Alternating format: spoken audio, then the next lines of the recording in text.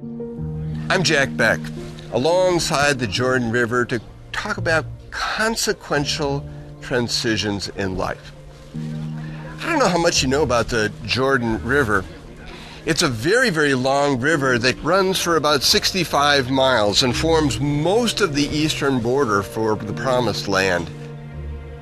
This river looks nothing like the river that was here in Bible times. The Jordan River of Bible times was about 80 to 100 feet wide and about 10 feet deep. And think about that. For people who didn't have bridges and didn't take swimming lessons, that's a non-starter. So if they had to cross the river, they would look for a spot like this, a place that's called a ford, a natural shallowing of the river itself where they could transition across without having to swim.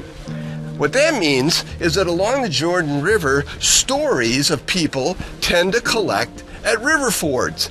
And when I look at this river ford just east of Jericho, what I see is story after story after story with one theme: transition. Some of those transitions are transitions in leadership, like the transition from Moses to Joshua or Elijah to Elisha. At other times, we're looking at transition in mission.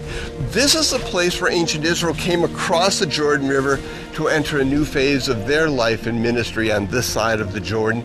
And it's where Jesus himself was baptized and entered a brand new phase of his ministry. You see what I mean?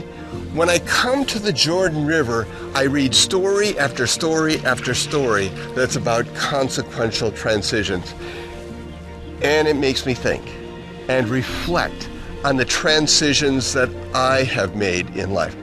You likely don't know that I've gone through a series of professional transitions to get here. I pastored a church, I worked as a flight instructor, I worked as a university professor for 16 years. In every one of those ministries, I was happy and comfortable with who I was. I felt absolutely no need to move. And every time I looked at the move, they looked scary to me. But every time the Lord brought me from one bank of the river to the other, he changed me and used me in a way he couldn't before. And I hope that's helpful for you.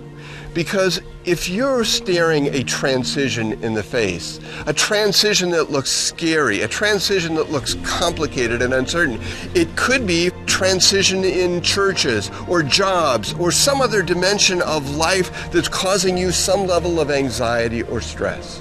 Whatever that transition is, realize that the Lord is with you, and he may be leading you from one bank of the river to the other in order to begin a new phase in your service to the kingdom.